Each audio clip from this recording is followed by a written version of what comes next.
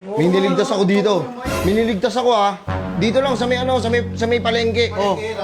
Pagkaano ko, sabi niya kasi, Captain Barbell, tulong! Tulong! Mano siya sa akin. Siyempre, narinig ko yun. Nasa ano pa ako?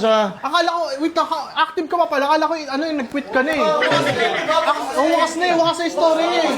Kala niya lang kung kasi si Captain Barbell, pero hindi. Gago, active ka pa pala. Nagpapatuloy ako in a real life. Di ba, ganito nga nangyari.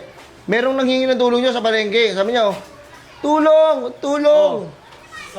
Putang na, pasibu ako. Pasibu ka? Sabi mo Cebu. Pasibu ako eh.